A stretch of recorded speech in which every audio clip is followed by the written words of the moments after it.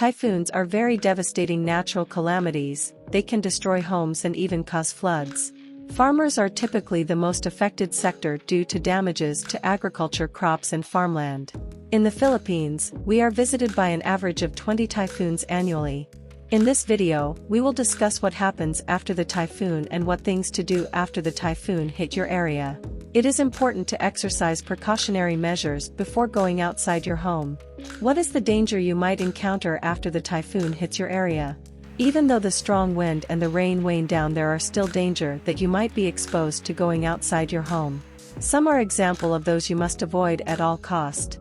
Live electrical wires and leaned electrical poles, broken glass and other sharp debris, flooded streets, uprooted trees, landslide. Being vigilant about the above-mentioned dangers makes you safe and avoids harmful things lurking after the typhoon.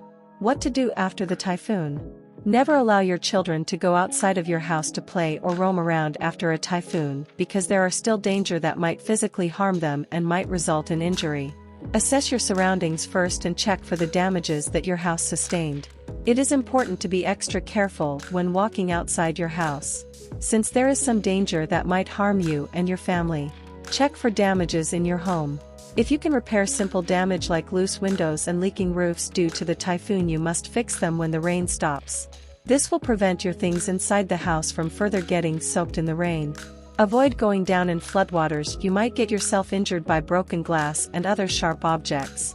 Another danger would be electrocution when cut live wires fall into floodwater.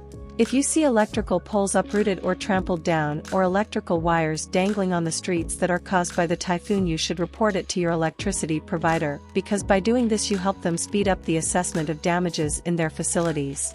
But if you have no choice but to face the floodwaters, make sure to wear boots to avoid diseases like leptospirosis coming from rat urines. You will be in great danger if you have an open wound on your feet.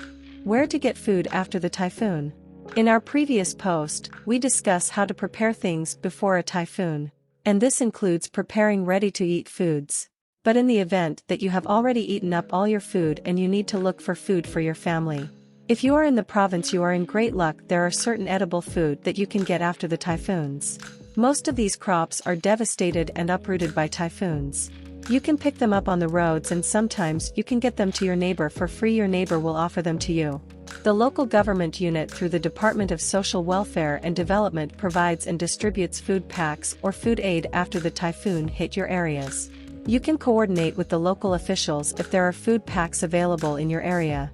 Food packs typically contain ready-to-eat food like canned goods, noodles, powdered milk, coffee packs, and rice.